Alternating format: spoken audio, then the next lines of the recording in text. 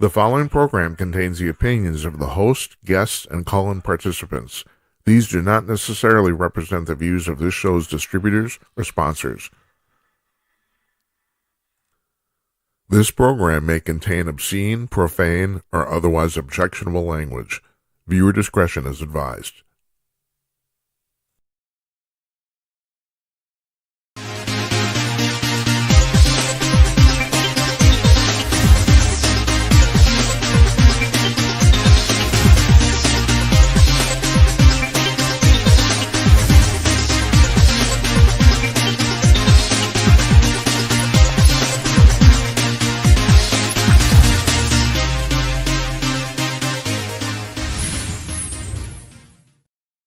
Yes, coming to your cordless, everybody. It's 11:01 p.m. on the East Coast of the United States, 8:01 p.m. on the West Coast, 1 minute after 2 p.m. in the afternoon in Sydney, Australia, and 1 minute after 10 p.m. Central Time here where I'm sitting in Northeast Minneapolis. I'm Jim Peters, and welcome to yet another edition of Jim Peters at Night. This is episode number 81.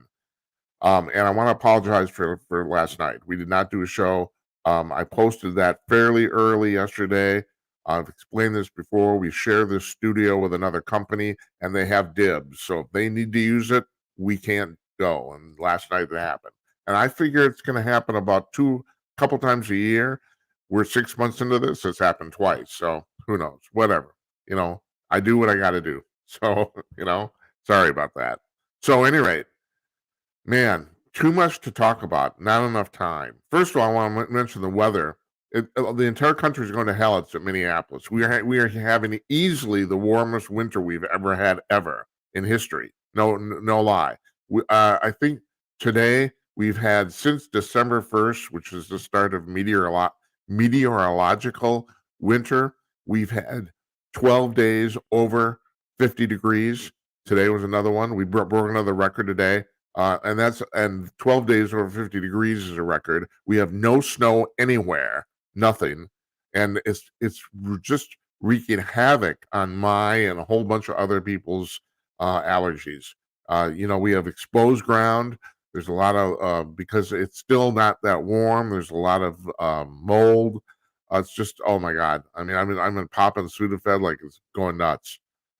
So yeah. But I like it. Well, yeah, no winter. We basically haven't had a winter. I think the entire winter, and this goes back to Halloween.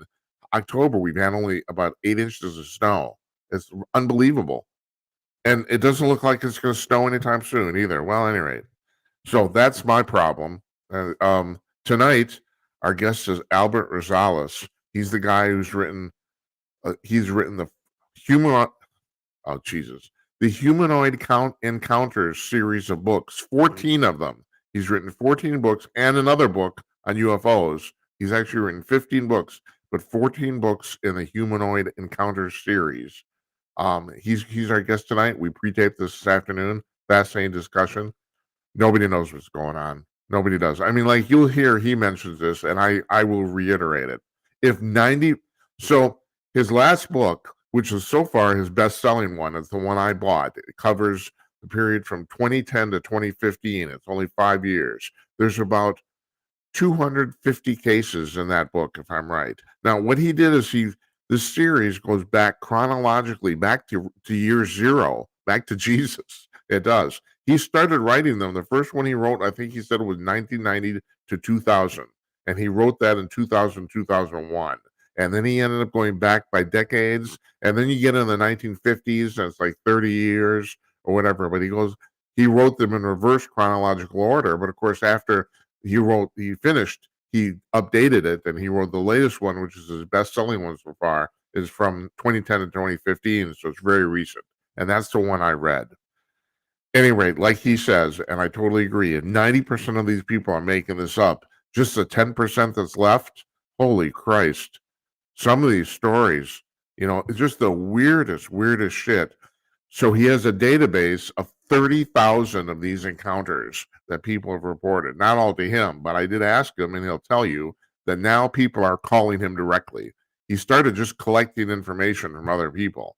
Other people have said they've, like MUFON and all that sort of stuff. Now people call him actually directly and tell their stories. Any rate, it's a really fascinating thing. It's pretty cool what he's doing. It's a lot of work. God bless him. I know he's not going to rich doing this. I mean, he is selling books, but he's not going to get rich. So that's our guest tonight. We take Friday off here. If you didn't know, on Monday we got Tim Conaway, our friend who's running for president of the United States, and my God, we got some stuff to talk about that. Holy shit! Like I tell you, sometimes the news is just plain depressing. Anyway, Tim's coming on Monday.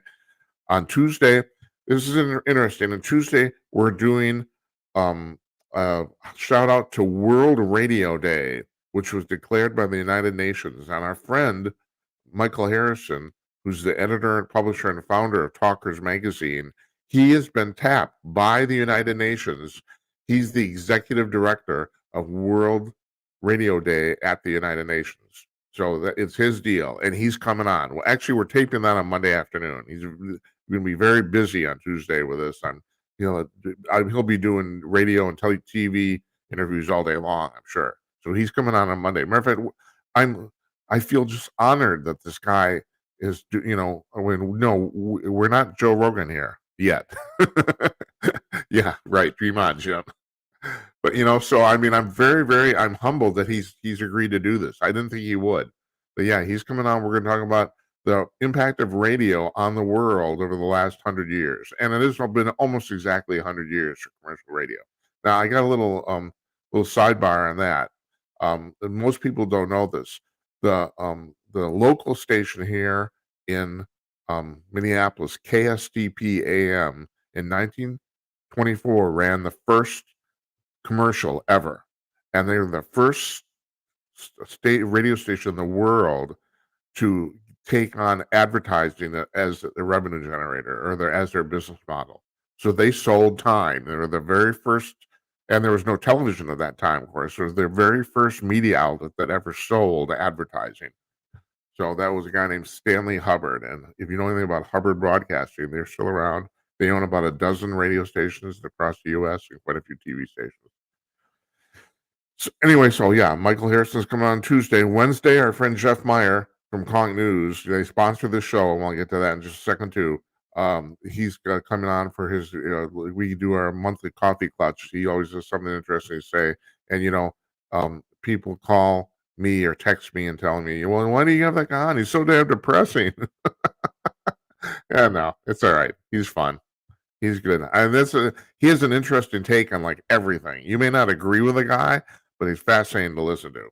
And Thursday, Nathan Wooster, our environmental and political reporter from the Epoch Times, is coming back. He was on, I think, in October. He came on. He was on my podcasts and radio shows over the years quite a few times. Love the guy. Really, really cool. He's also got this dual beat gig going where he does politics and environmental issues. So and I'm a climate change denier, so love to talk to him about that. So that's on Thursday, and I didn't actually write this down. Who's coming out on the following Monday? You don't need to know right now. That's right, you don't. Okay, so we have a new call-in number here. Now, if you've seen this show before, and it's a little minutia that you probably did or didn't notice, we used to start at 11:02 Eastern. Now we start at 11:01, and actually, technically, we start at 11 o'clock sharp. It's just it takes about a minute for the intros and the disclaimers to run. So, okay, why are we doing that now? Why did we change it? Why did we go up a minute? Because before we posted the 5-minute countdown 3 minutes before 11 p.m. so that if people were a little early, they had something to see, that a countdown, and if they were a couple minutes late, they still got to see the start of the show. So we started at 11:02. Now we're broadcasting. This is the reason I'm bringing this up. We're broadcasting on Blog Talk Radio. That's at blogtalkradio.com. Matter of fact, our channel is at Jim at Night, like it is everywhere else, and that's our website too, jimatnight.com. It's at blogtalkradio.com/Jim at Night. So you can listen to us live also. Now, people say, well, why would you want to do that when you can just go to Rumble and YouTube and play the audio through your car stereo? Yeah, I understand. You're right. You have a good point. One thing for us, though, one thing that's really cool is by doing this, we have a call-in telephone number. So we're actually on internet radio. So you can now call us up. You don't have to call on with your camera, which proved relatively unpopular, which kind of surprised me. But I don't think people don't want to put their face on the screen. So you can now call. Just dial in. The number is 563. It's on the bottom of the screen here. It's 563-999-3435. And you talk to the sexy British lady will announce herself and put you in the queue. So, and then I have a little monitor off to the side here. I can see when you call. Now, tonight, we're going to run the pre-taped interview in about 20-25 minutes. If you want to call before then, you're going to break my concentration because I got a lot to talk about. If you want to call afterwards, that's fine. And even though I went through several things, usually the C block of this show, we talk about paranormal stuff. But we have a whole interview about paranormal stuff. Not only that, I couldn't decide what to run. So I got nothing right now. So if you want to call in after the interview and talk about the interview or whatever, that's great. And obviously now you don't even you can call without even listening to the show or watching, because we're here at 11 o'clock Monday through Thursday, and the show's almost always at least an hour. I mean, we've only done a handful of shows out of the 81 that have been under 60 minutes. So, I mean, and usually if we have a guest, it's about 90. So, yeah. So anyway, yeah, give me a call if you want. That's like, people call and it's cool. We love it. And those of you who are listening on Blog Talk Radio, which is also really easy to do. One really cool thing about this is they have a directory of live stuff.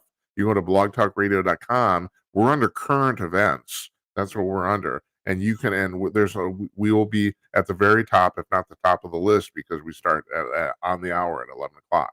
So, yeah, anyway, so people listen who don't know about us from other places, and that's cool too. And you can still text us at 408-458-5088.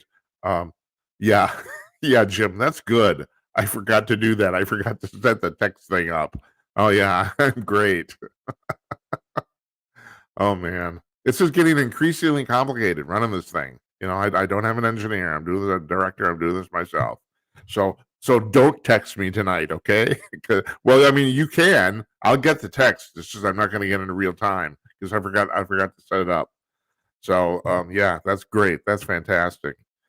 So there's so much to talk about today, and I'm going to run this in reverse chronological order. I don't know if you know this. About 3 hours ago, the president gave a press conference from the White House about the fact that 2 hours previous to that, or around 5-6 o'clock Eastern time, the special counsel of the Department of Justice released their report on President Biden scamming all those classified documents. He's been accused of the same thing Trump was accused of. So the basic, I want to make certain I get this right. The basic crux of this whole thing is Biden will not be charged. But one of the reasons he won't be charged is because after sitting for 2.5 hour interviews with the DOJ and the special counsel, they determined that he's incompetent to stand trial, that he's mentally incompetent. And they did not, I have to, and if you want to call it credit, I have to give them great credit for this. They did not actually use the word incompetent, but they did say I think this is actual quote, he's a feeble elderly man with a very poor memory. I think that's the way they put it. And so, yeah, they mentioned the fact that when they interviewed him, he couldn't remember the years he was vice president. He couldn't remember the year his son Beau died. So, and it's really damning. Basically, I mean, Newt Gingrich came on. I was watching this on Fox News, and Newt Gingrich came on with Laura Ingraham during that time, and he said it, and he's absolutely right about this. This has gone beyond political. The president of the United States is not capable of running the country. There's no doubt about it at this point. We literally have it in writing. It's like, and so that happened around 5-6 o'clock. Around 8 o'clock, he gets on. He goes to the press conference, and basically, first of all, I'll tell you, it's not so much that it couldn't have gone worse. He seemed relatively cogent for him. That's not the problem. They shouldn't have done this. I mean, he got extremely angry about the fact they put this in this thing. I've said this before, and I don't like to say this, but I've come to the conclusion that besides the fact that um, Joe Biden is an elderly old man, he's also an asshole. I mean, I did not go. The liberals have this fervent hatred for Trump and have from the day he was born. It's like they and I didn't come into this thinking, I thought, well, let's give this guy a shot. I'm just not that passionate. I don't know if that's the right word about. I don't want to hate people. I don't. It's like I want my president to do a good job, even if I don't support his policies. It's like at least he can execute well. But Joe Biden's problem as a person, he's never wrong ever. He won't take responsibility for anything. He said that the oh I should mention here too that um the DOJ did bring up the fact that he did willfully take these documents. So basically they accused him of a crime. He did take them, but he said his staff took them. He threw his staff under the bus. He said, "I didn't do this. My staff did this." You'll see playbacks of this. The press conference was about 15, 20 minutes long. He took a few questions but what's really amazing, and also the stuff that Ingram read out of the papers being the New York Times and the Washington Post, it does seem like the press is turning on him finally because they're starting to realize that this is all going to hell, and none of them want to get thrown under the bus with him about the fact that they've been supporting him for 3 years. So now it seems like the press is starting to turn on him in mass. The questions that were yelled out from the gallery from the during the press conference were really, really hard hitting and got right to the point about the fact, sir, they're saying you don't have the mental capacity to do this. Are you thinking about stepping down? All that sort of stuff. They made a mention ahead of time of what he was going to talk about.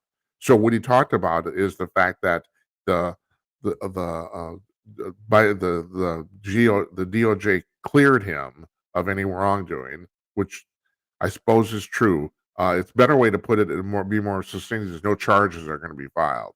That's a better way to put it. They did say he took the documents. They said he committed a crime, but no charges will be filed. And then he really railed on the fact they put this stuff in the report about the fact that his mind doesn't work well. He completely vociferously rejected that, and he got very, very angry, visibly angry. And that's the thing. That's not. I don't. People say, "Well, this is actually the way elderly people act," and it is. I mean, a lot of people. I know a lot of people especially my age, who have had elderly parents. Who've had dementia. I have. My father. I mean, my mother's been on the show. She's 99 years old, and she's still sharp as a rock. It's freaking ridiculous. But my father had that in the last couple of years of his life, and I know a lot of people who have. And yes, older people have a tendency to get angry because they become frustrated with their own lack of ability. That's what happens. But that's not his problem. His problem is he doesn't think he's done anything wrong, and he keeps talking about the fact he saved the country and all this sort of. I mean, he's living in a different world. The country's kind of falling apart, I would say. And he does not see it this way at all, not the least bit. So, now there's Republicans who are calling on members of his cabinet to invoke the 25th Amendment, which has to be done by the vice president and the cabinet. And the 25th Amendment says if the majority of the cabinet votes to do so, they can remove the president from his office by incapacity. And then the vice president becomes actually not president, becomes acting president. I don't know what happens after that, but he or she doesn't actually become president, acting president. And the Republicans are now clamoring for this. I mean, already it's only been a few hours, but this is not going to go down well. So also, what else happened today? Well, then you go to the morning, and Trump is presenting his case to the Supreme Court, not the Colorado Supreme Court, the Supreme Court of the United States, on why he should be on the ballot in Colorado. And let's just say this did not go well for the state of Colorado. It didn't. Virtually all the questions, I don't think there's an exception, were basically asked in a damning fashion toward the state of Colorado.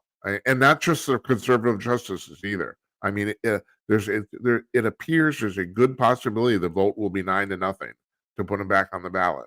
I mean, they weren't standing for this Kagan and Sotomayor were standing this for a second. They don't want to get him. It's like one of them, and even Jackson, the new justice, even she said, somebody said, so we're gonna let the state of Colorado decide who can run for president of the United States, something like that. It was really damning, and needless to say, Trump gave a press conference after that. He said he's very pleased.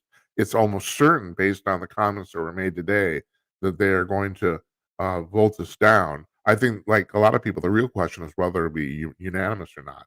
So that happened today, and then like I said, I'm listening to Ingram, who's a show I normally don't watch.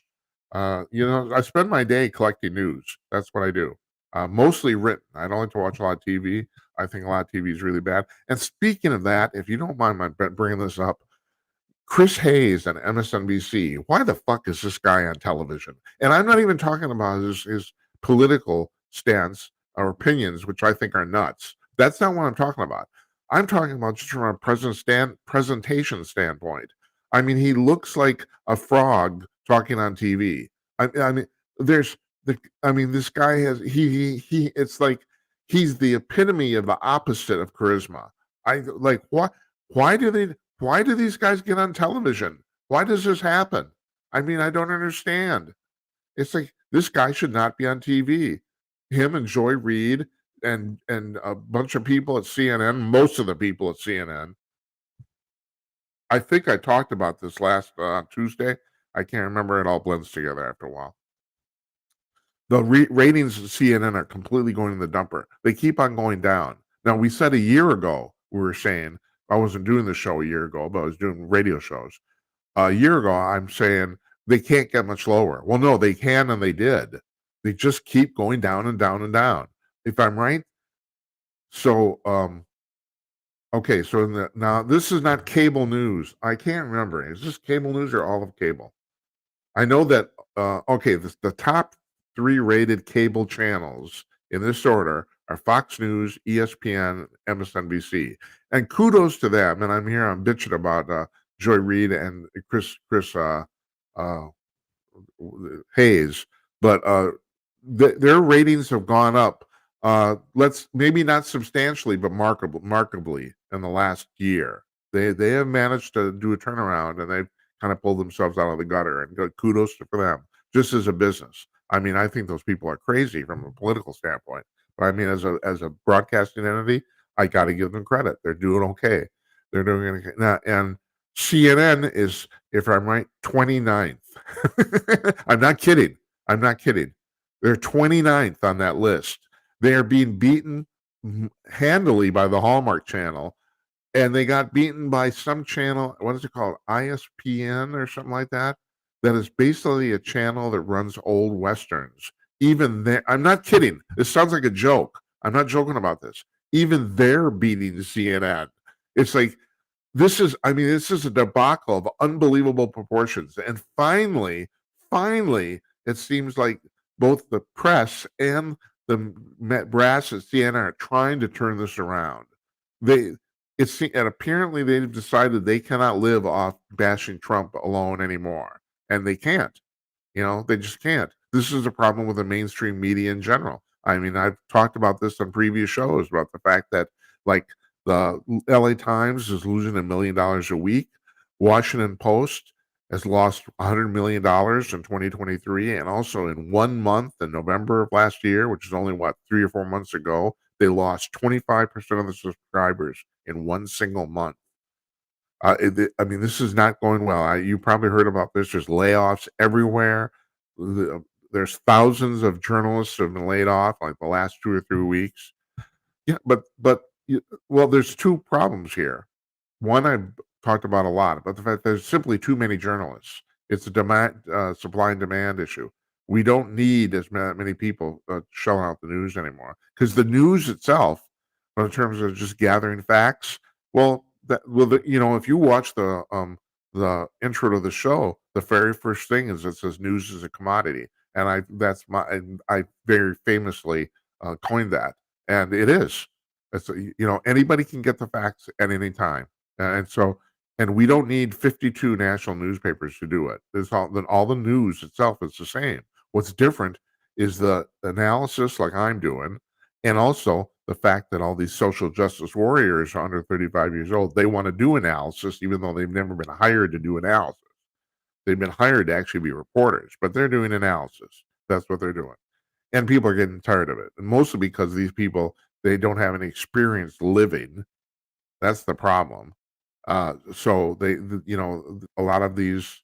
I did hear somebody say this on I think this was on England's show too, and this is really harsh, but I think there's some truth to this.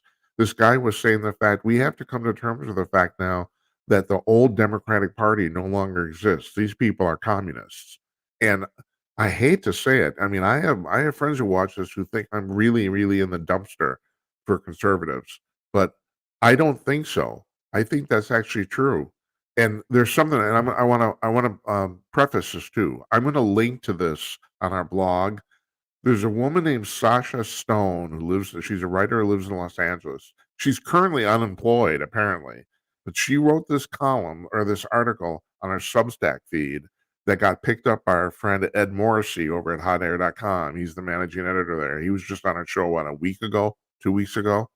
And and the show and the piece is titled Confessions of a Corrupted Liberal. And she's in the same boat that I was and am in. I'm a former liberal. I mean, and anybody who knows my previous life, I mean, it's kind of weird. I've kind of lived two different lives in the same body. I don't know what to make of it. I really don't. And God bless my wife for putting up with it, because she married a really good liberal man, and that's not what I am anymore. But her piece is about the fact that she left the Democratic Party, and she had to, because she said basically you can't ignore the fact that these people it's basically propaganda, and that the only reason they're doing this is to hold on to power. And even right now, you think about this too. So the president of the United States has been legally declared incompetent. Literally, the Department of Justice of the United States has literally declared him mentally incompetent, and he's still president, and he's still planning on running for reelection. You know, so at what point? I mean, and here's people say, and I have a lot of centrists who say, no, Jim, both parties are evil, and that's here's the truth to that. That is true, but I don't know if they're both evil at the same time. And amazingly, this Sasha Stone woman, who I'm really going to try really hard to get on our show here, I'm going to try really hard. She said the same thing I've been saying for many years. You go back 30 years ago, before 2000, and you can make a really good argument that the Republicans were evil. And not only that, I've said, and I'm also an election denier. To me, in my mind, there's no proof that the 2020 election was cheated, but there's a lot of substantial evidence that at least deserves looking at. And what she didn't bring up, and I brought this up before, that if you go back to the 2000 and 2004 elections, those would be the two elections of George W. Bush. There's really substantial evidence that the Republicans cheated those elections, and they did it. Now, the argument for 2020 is that maybe it was like not cheated, but quote unquote rigged, and that would be, and the fact that all these emergency measures were put into place, like drop boxes, ballot harvesting, all this stuff, to make it easier for the Democrats to win. In 2000, 2004, it appears that they actually did cheat by fucking with the vote count, by manipulating computers. That's what it appears to be. And I'm talking about the Republicans now. And if you look at what's his name? Oh goddamn, Jim. I'm not, that's why I'm not president. I'm also mentally feeble too. Shit. The Bush's chief of staff. What's his name? Any rate, he was woefully absent when people started talking about the 2020 possible cheating, and that's because he was the mastermind behind all this. So there's a fascinating chapter in Jesse Ventura's book, American Conspiracies, and it's about those two elections. And the thing is, you read this, and just go to Barnes and Noble and find the book and read the one chapter. That's what I would say. I've read the whole book. I actually think the book's pretty fascinating. You know, a lot of people think Jesse's kind of nuts. I don't know. Look, I've seen the craziest shit in the last 3-4 years. I can't even tell you. I mean, I used to think, well, no one would do that. No, people are doing it. You know, and yeah, you just name it. I mean, almost every conspiracy theory I've been accused of in the last 3 years turned out to be true. Almost every one. I can't think of one that wasn't. And the thing is, and here's the deal, you know, and I really try to parse my words carefully. I don't think there's any problem with the 2 original vaccines put out by the 3 companies. There might have been a problem with ineffectiveness, but I don't think there's any problem. There seems to be a lot of evidence, mounting evidence, that the booster shots, some of them were actually harmful. But I don't have enough evidence to say that. But however, I have enough evidence to say this because the Cleveland Clinic determined this, not me. And they're one of the premier medical research organizations in the United States. They concluded that if you took those booster shots, which I did not, I did get the 2 original vaccines, but I did not have any of the boosters. You were more likely to get COVID than if you didn't. Got that? So at the very least, even if those booster shots are not dangerous, they're completely ineffective. They did not work. So what's that all about? How many billions of dollars do we shell out for useless medicine? You know? So my point is, there's a lot of people who will say those booster shots were harmful. I won't say that, but I will definitely say I stand by the fact they didn't work. That's for sure. And like I said, that's not me talking.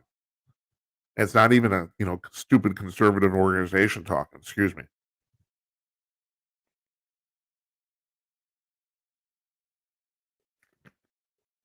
Oh. So my point is, yeah, I've seen a lot of crazy shit in the last 3-4 years that I've been doing this. I don't know what to tell you.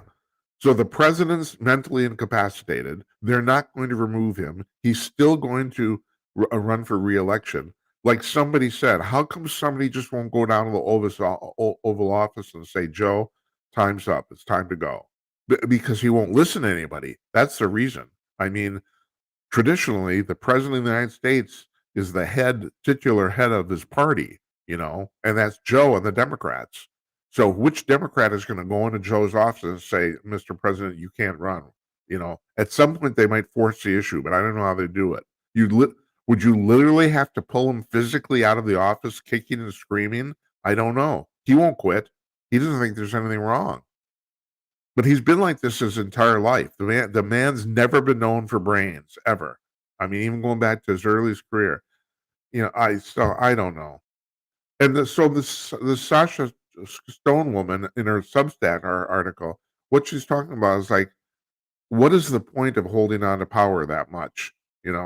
I mean, the Democrats will say if Donald Trump gets reelected, it's the end of democracy. Where in reality, if Joe Biden is reelected, it might not be the end of democracy, but we'll have a hell of a calamity.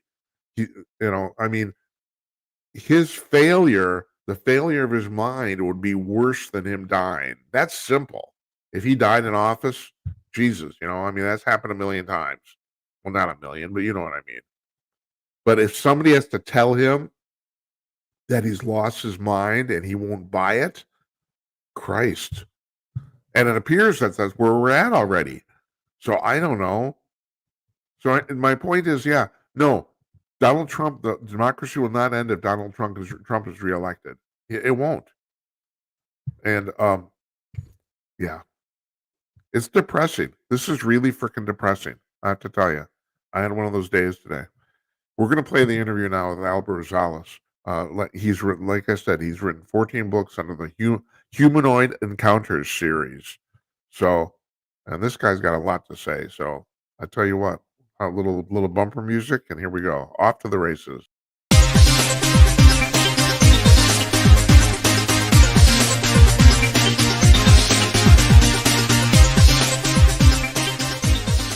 Joining us from Miami.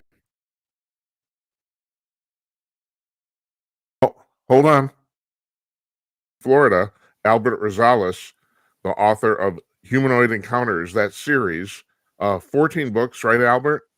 Right, correct. 14 or Yeah. 15. You've lost track too. Yeah. Okay, so first of all, why did you decide to start writing these? Look, I started being interested in the UFO stuff phenomenon since I was a kid. For some reason, I don't know, I was attracted to it. I started going to the library, and that's all the books I read, the UFO books by the early authors, Hynek, Bally. And then the thing that attracted me the most was the reports of the entities or the humanoids encountered along with the UFO or next to the UFO, inside the UFO, wherever. Yeah. That really interests me. Since okay, I want to stop you for a second. Yeah. What is your definition of a humanoid creature? Well, my definition is an entity that's human-like. It has 2 arms, 2 legs, and a head. Human shaped. Right. It could look different than a human, but is humanoid in shape. Right. Mainly, that's the basic form is humanoid. Yeah. It could be like what they say, a reptilian, 8 foot tall, but shaped like a human, but 8 foot tall, looking like a reptilian or whatever, a gray or whatever type of entity. So so when did you decide to actually start writing? Did you write these books in chronological order? I mean, the first one, if I'm right, starts at the year 0 AD, right? Right. Before that, and we're talking about BC, thousands of years. I did a chronological order up to 215. I'm already have cases from 2016, 2023, which I hope to publish them soon. Oh, but I'm sorry, I got to ask you about that too. I was kind of under the impression, based on some of the stuff you've written recently, that you were done writing about, that you were not going to continue the series anymore. Is that not true? I'm trying to, but there have been some issues with the publisher, and I switched publishers, but I want to do it. I used to have all my database online also, which I want to do that again. Plus, it's already updated. I have almost 30,000 cases. Holy shit! Really? Yeah. God Almighty! I mean, I couldn't get half of the cases in my books. I mean, I could only fit in whatever I could. Yeah, well, I was telling you just before we started here, I read the last book, which was 2010 to 2015. I read that one. And yes, what can I say? I mean, it's mind-blowing. And then, okay, let's say some of these people are either completely crazy or lying or stuff. Even if you dismissed half of them, the other half is just unbelievable. I mean, it's incredible. Even out of those cases, 10 of them are correct, are real. Is like, wow. Yeah, that's right. Yeah. Absolutely. How many? I don't even know how many cases were in the last book. A couple of hundred? A little bit more, because I started at 2010, I believe, up to 2015. Yes. So maybe 300 or so. Yeah. Yeah. All right. So now I'm bouncing all over the place here because I got a lot of questions. All right. So you defined humanoid creatures. Do people send you a story?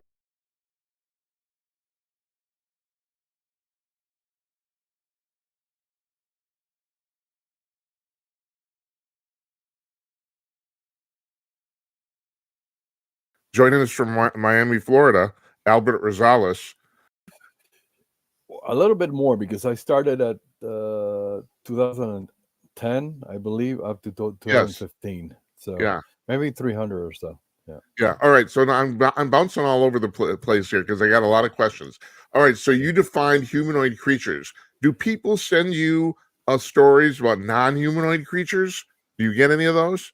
I get stories of all kind of creatures. Yeah, certain reports describe creatures that are not humanoid. Yeah, like I have read reports and other researchers and a couple sent to me of creatures similar to an octopus, like tentacle, or a slug, or different types, amorphous, or something that's not really humanoid, but possibly intelligent. Right. There's a story that's been floating around the military for years about something that's called the blob. which apparently is an intelligent creature that basically is like a 6-foot square and can actually eat people. Have you heard about this? I saw the movie. Oh no, this is apparently a real thing. Or Really? supposedly, yeah. I don't know. I don't know if it's true or not. I have heard of that type of creature, like shapeless, maybe shapeshifter, and but I haven't heard specifically that report from the military. Okay, I mean, I heard a lot of weird stuff, but yeah, well, I'm sure. Yeah, your whole book is weird stuff. I mean, it's like 14 books of weird stuff. Okay, so let's get back to how did you actually start writing these, and which one did you write first? The first one I wrote was the actually the 2000. Oh boy, I can't remember right now. It was, I think I started in 2000, 2000 to 205, then 205 to 210, and then 210 to 2015. Then I went back. The 90s, 80s, 70s, 60s. The 70s and the 80s was crazy. Yeah. I mean, it was so much stuff going on. It's unbelievable. Then 60s, 50 was kind of crazy also. Then the 40s, supposedly the UFO started back in June 24, 1947 with Kenneth Arnold. But there's hundreds of cases before that. So you basically you wrote these books in reverse chronological order, basically. Yeah. Okay, when you get down to 0, and was it 0 to 500 AD? Is that the first one in the chronological series? Am I right about that? I wish I had a copy of my book here with me, but I don't have any at hand. But it's like some of them date back to the Indian Vimanas and the Red Sea. That part of history. The type of encounters that some of them were described in the Bible or certain other ancient scripts. I include a lot of those in there. So we're talking about maybe in China also like 10,000 BC or even more. Yeah, and that was actually that's the reason I asked. As you get farther down the timeline, or I guess let me see. I want to make certain I don't confuse people here. In reverse chronological order, as you get farther away from the present, was the research harder? Yeah, I thankfully there are other researchers that started this before I did, and there's a lot of material that I use from them. I copy it from them. I borrow from them. With of course, we always researchers, we exchange material. Yeah, and I did locate a lot of other encounters here. I'm looking at my first book. Well, in my first book, I started at 41 to 54 AD, Rome. Now, the other, for some reason, the ancient cases were not included. I do have them in my private archives, which I do have. So we're talking about, I started in 41 to 54 AD, Rome, Italy. And at the end of this first book, the last case that I covered was all the way up to 1899.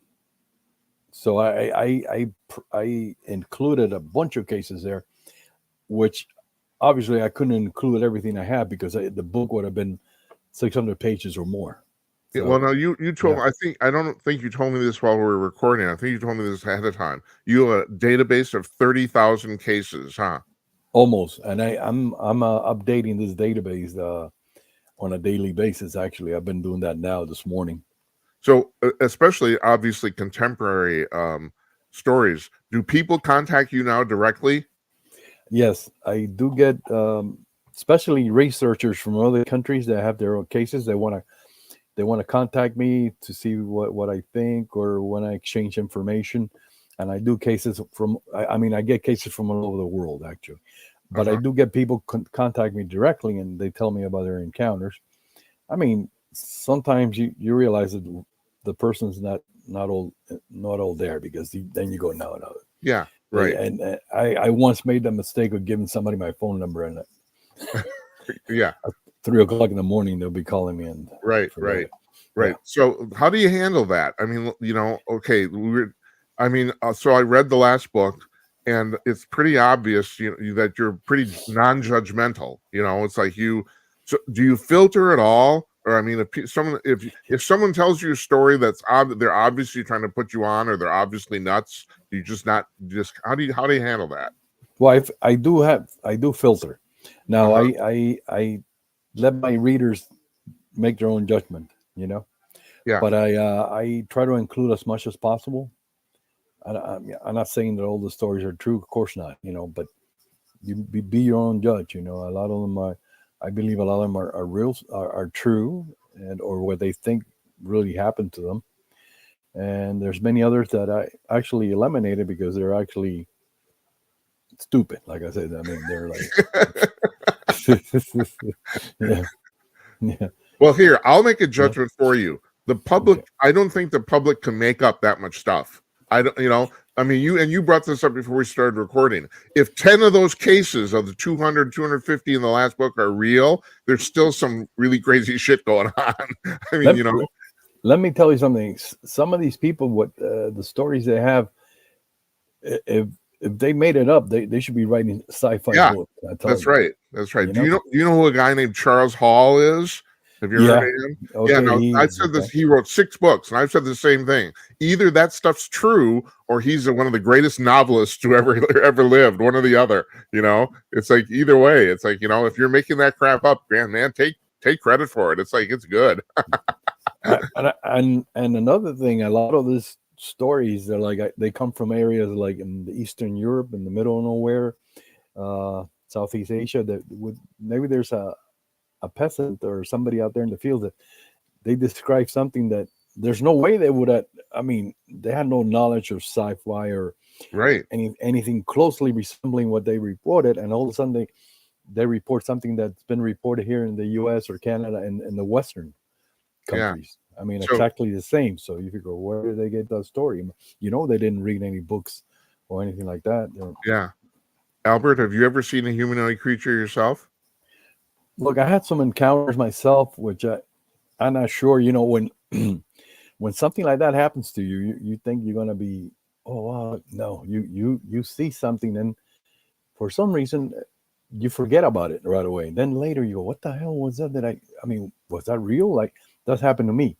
Let me tell you one story Sure. I Before involved. you go Yep. on, um, I'm under the impression, even though I don't really remember anything in the last book that I read, but you include ghosts and poltergeists in this too, right?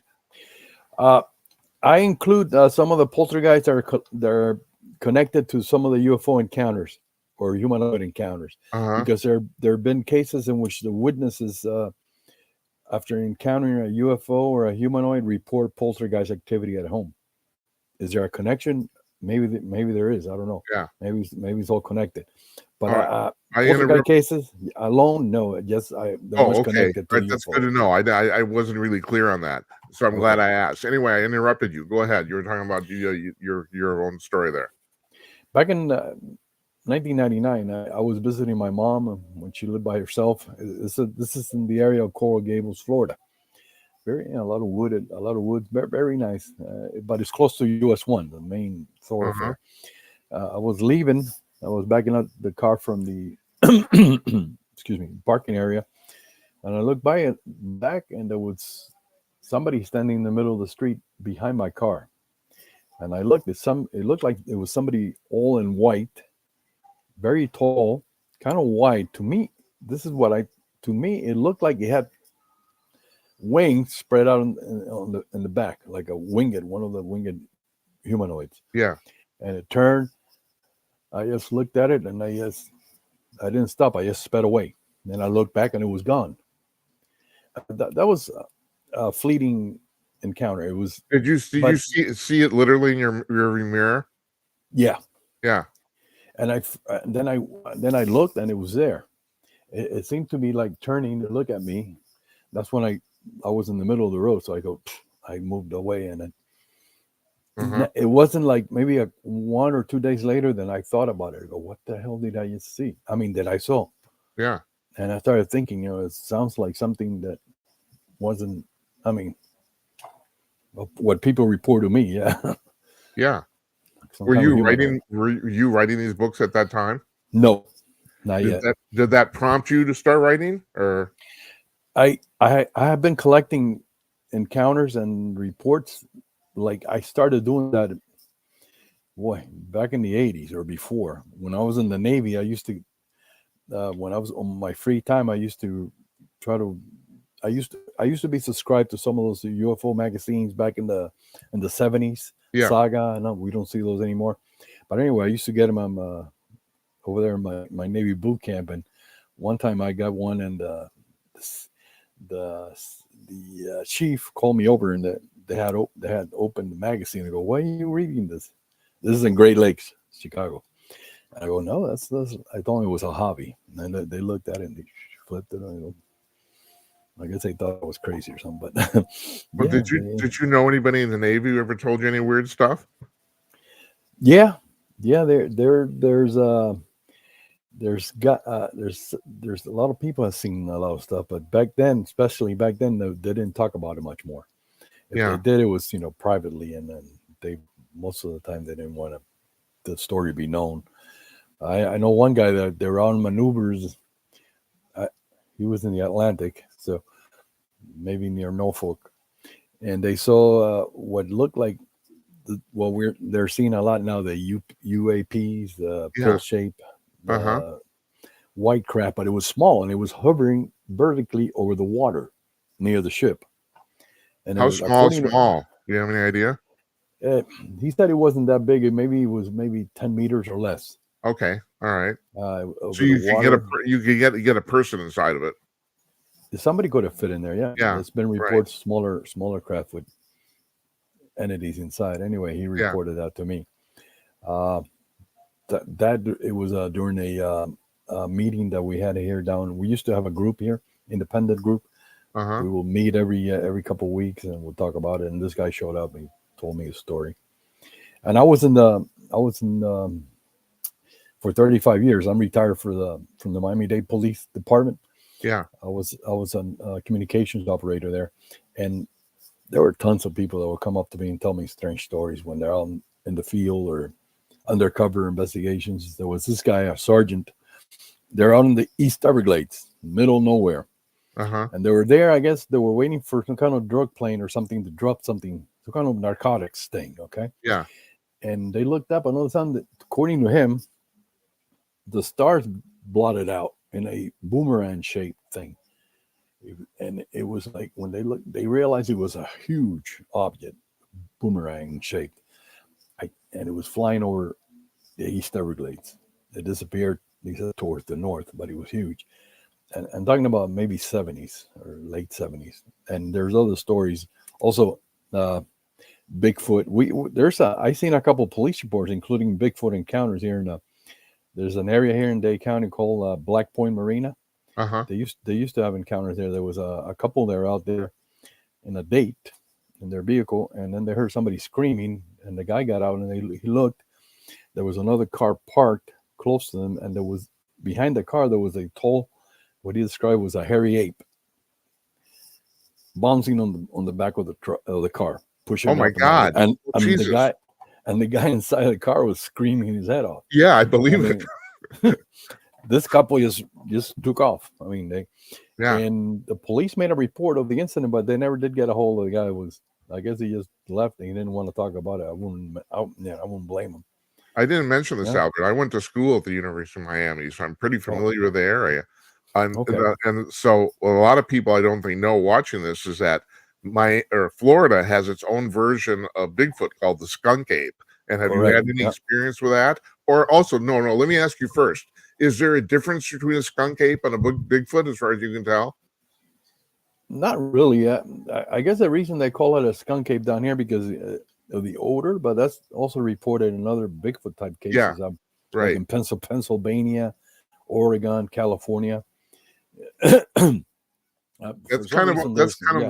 impression I was under too. Is that basically it's just a local name for the same thing? Basically, a local name. There was a researcher here in Miami that he passed, but he told me a story back in the '67 when there was no development near the Miami River in downtown. There was a lot of open area there. He was fishing right up the entrance to the Miami River from the ocean there, from the bay, Biscayne Bay. And he heard a commotion in the water. He looked, and out of the water came out this huge gigantic. He said ape-like creature on two feet. He looked at it. He shone a spotlight at it, and it went back into the water. And he said he swam away towards, not towards the sea. It went towards the in the river in. So, And this, you know, I just finished your book last night, and almost at the very end, you have a story about excuse me, you have a report about, and I can't remember if it was a man or a woman, who said they reported what appeared to be giant ape-like creatures wearing suits. You know, we're actually, I don't know if you remember this at all, but there's a story in there about, and I'm looking at that, and I'm thinking, well, those are Bigfoot in spacesuits, and I'm thinking, so do you? Well, all right, let me just cut to the chase. I'm going to cut. Hold on, just a second. I gotta. You have to forgive me. I got a really bad case of allergies. There's no snow on the ground here, which is really, really strange. Do you? What's your theory of what's going on? What do you think's going on? I wish I knew. I mean, but I think there's a connection between Bigfoot, UFOs, humanoids. They're all connected somehow. I wish I knew how, because there's been many reports of UFOs seen, and then right after that, Bigfoot seen after that in the same area, right? Or together with UFOs, even inside a UFO. Right. I've heard this too. That's why I thought that I really took notice of the story, because I thought I mean, I've never heard that about like Bigfoot's wearing spacesuits. I've never heard that before. And I thought, well, that kind of makes sense. I've had there's a guy named Stan Gordon, you know, he's a very famous, he's been he was on the show a couple of weeks ago. And, Pennsylvania. Yeah, Pennsylvania. And he went from primarily researching UFOs to primarily researching Bigfoot now. And he said, I have a lot of Bigfoot people on the show, a lot. Matter of fact, a good friend of mine, he is an actual Bigfoot investigator for the Bigfoot Field Research Organization, and he comes on here. You know, there's, I don't have to tell you this, there's basically two camps. There's a lot of people just think Bigfoot is an undiscovered primate, you know, just like in the woods, in the forest. And then like Stan Gordon says, no, something really, really weird is going on here, you know. And which camp do you think you fit in? I'm in the Stan Gordon camp. I've been in that camp for a long time. When back when it wasn't popular, but people, you know, I think there's a connection. I don't think Bigfoot is a dumb animal. I think Bigfoot is a smart creature. That has a lot of capabilities, telepathic capabilities. They can disappear and appear at their own, you know, stuff like that. Do you have any theories on the disappearing thing? Gordon thinks it has to do with like an interdimensional type of thing. You know, I don't know. And who the hell understands that? I mean, Christ, you know. I think that maybe they have the abilities to open up portals and go through the portals temporarily and then come out at a different location. Yeah. That's the only thing I could think of. They could travel through portals, through other dimensional pathways, like maybe black holes. Like, you had another story in your recent book too that really I took notice of, and that is this woman who says that she's in the back seat of in a car and her husband's driving, and suddenly an entity appeared on the passenger's front seat, and you know, and you said the note you made, the comment in that story was that, well, maybe this explains, or she said that this guy telepathically told her that he was actually bouncing around the universe and accidentally ended up in the car, right? Now that's that's crazy shit, but it does kind of make sense, you know. I don't know. And then we go back, and why would she make something up like that? That's correct, right? Exactly. That's right. It's just it's a weirdest thing. Nowadays, if you're gonna make something up of a UFO or whatever alien, you're gonna say, the Greys came up and they abducted me and they probed me. Yeah. I mean, I find that harder to believe than some of the other stories that I have, you know. I do too. That's right. The standards, you know, anyone can make the standard story up. Yeah. I don't know what the template is, right? That's right. And I'm very wary when somebody says, I met the Greys last night. Oh, okay. Yeah. Well, you know, I'll mention this. You're talking about your story about, or your friends in the police force seeing the giant thing. I have seen the giant triangular spacecraft in southern Minnesota. I saw one about 10 years ago. And like you said, It was absolutely enormous. It flew right over my car. I'm literally driving through a cornfield on a dusty road, and it's night, and I could barely see anything, and the thing blocked out the stars, and it was massive. I pulled the car over and I got out. It flew right over my head. It's like, and then it just disappeared. I don't know what to make of it. Unbelievable. I think maybe they travel through portals also. Who knows? Do you think any of these crafts are ours? I think some of them might be ours, or maybe there's some kind of a mixture in between terrestrial technology and alien technology. Yeah. And there's maybe, who knows, maybe there's some kind of government alien deal. I don't know. I mean, I'm not too much into that, but I believe there is. I think that we did recover alien craft in Roswell back in 1947. Yeah, that's my belief. There's a big discussion in the UFO community. You're probably aware of this. There's two camps on that. Some think that the Pentagon or the military is covering up the fact that they've reverse engineered these spacecraft, and then other people think that what they're covering up is the fact they haven't been able to do it. That they have no clue how the shit works, and they don't want to tell the public. They don't know how it works. Have you heard this? Yes, but maybe they've been able to do it in some cases. Not only us, but I heard reports of same thing in Russia. Yeah, and maybe in the UK, maybe Brazil, where they have some reports that crashed back in '96. But there's a whole recently some guy from a researcher that lived in Russia or he lived in Ukraine in the Crimea, which I wasn't connected. we communicate all the time. He's up in Canada now. He sent me a whole list of alleged crashes of UFOs in the former Soviet Union and Russia. Uh-huh. A whole list and a lot of detail. Who knows?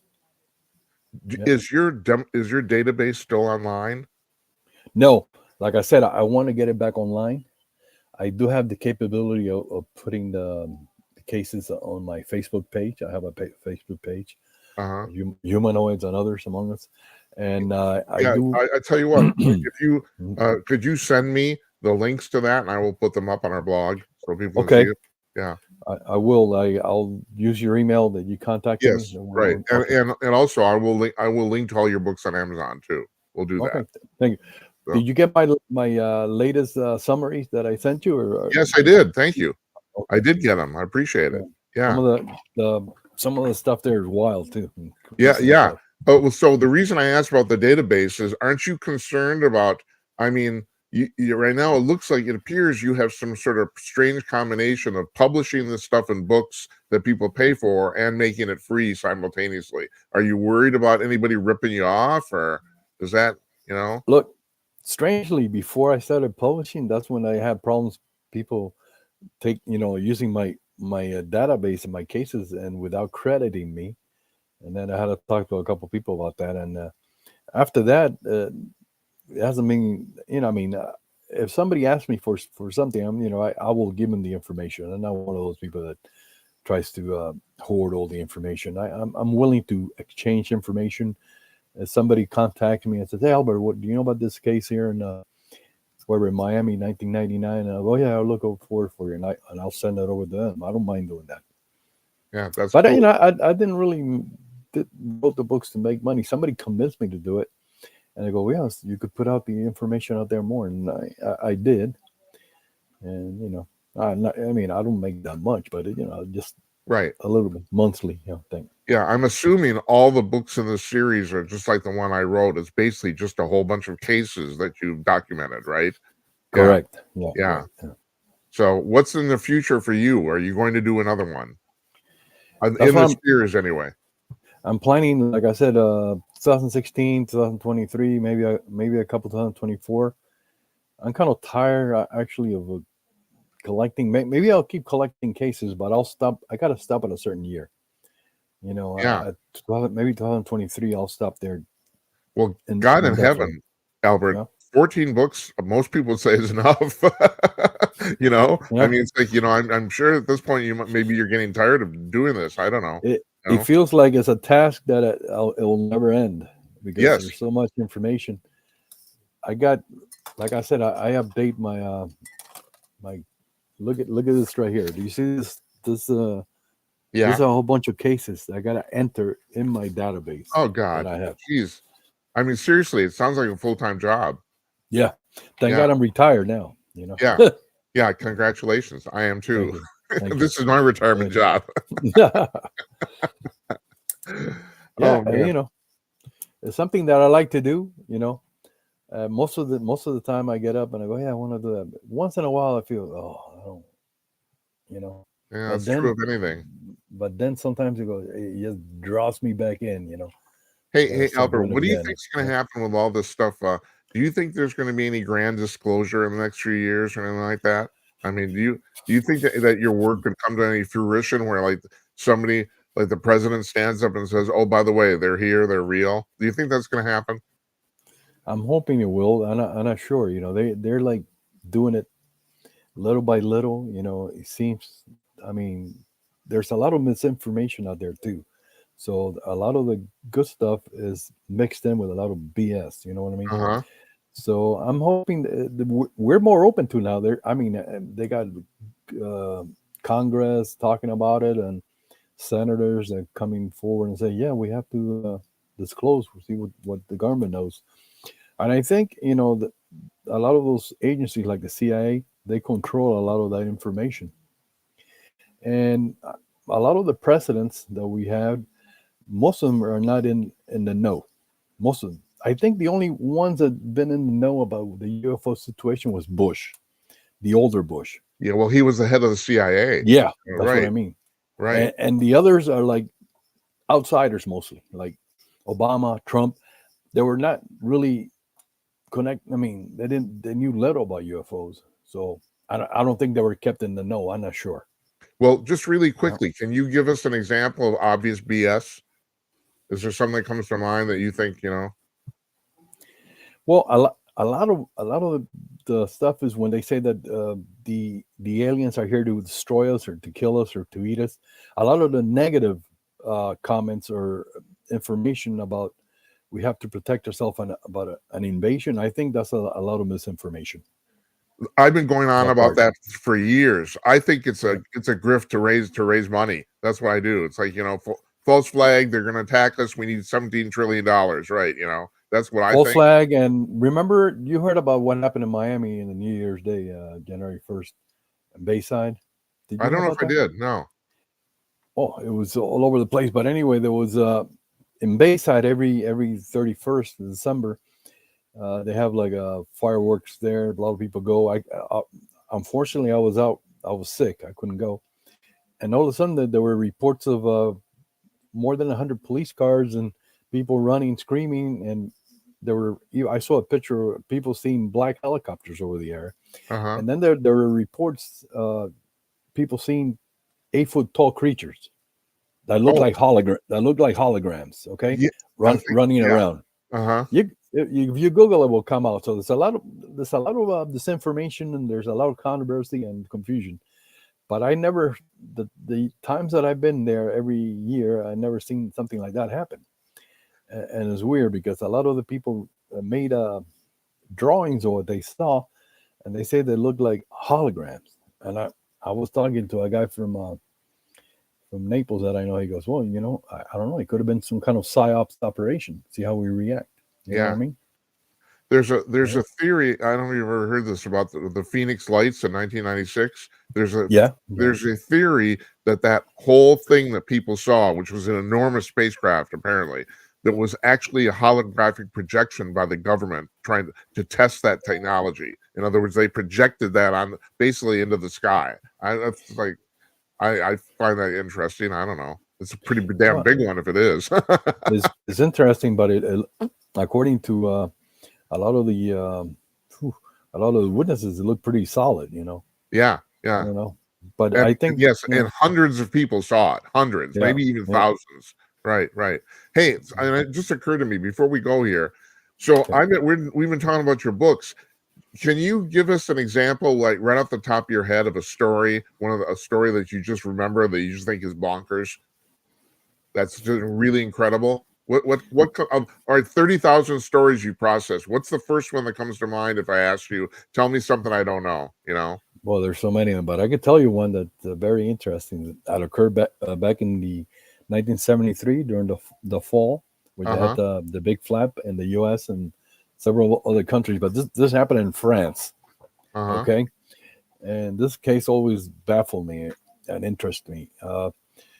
There was a couple out in a vehicle, they in a date, and they were out early. This so late in November in '73, early, almost early morning. But they saw like something on a nearby field that looked like a big dome, a lighted dome. It landed silently, and they were just looking at it, and some kind of door or hatch opened, and out of it, three or four little, what they describe as little men with large heads, wearing silver tight-fitting coveralls.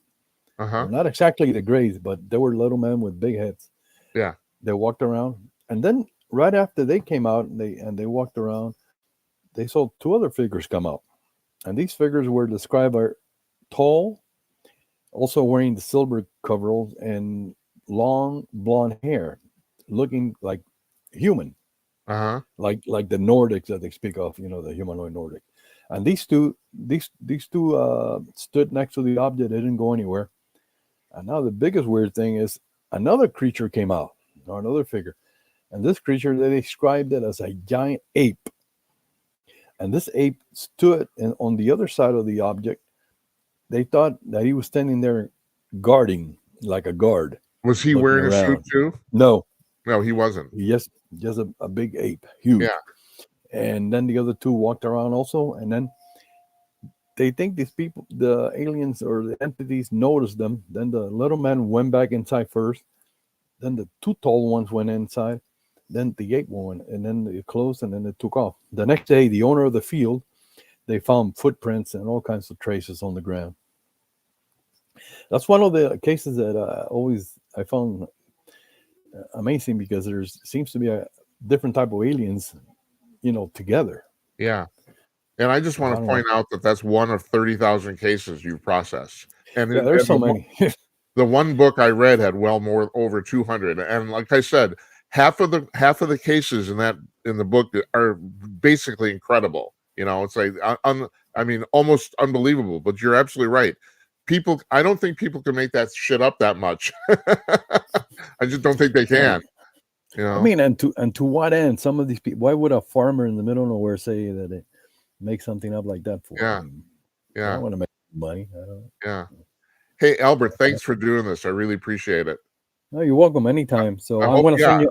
I'm gonna send you the link. You asked me the please do. Facebook. And I hope you'll come back again, especially if you put another book out. And yes, you've written one book outside of that series about UFOs in Florida, correct? Yeah, correct. Yeah, I want to buy that. I want to read that. It sounds pretty cool.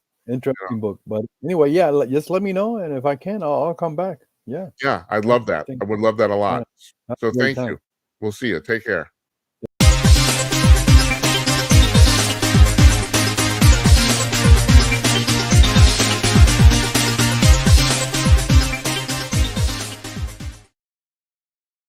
That's Albert Rosales, the author of the Humanoid Encounters series. We had somebody who's been holding here for a while. Hi, who's this? Hello?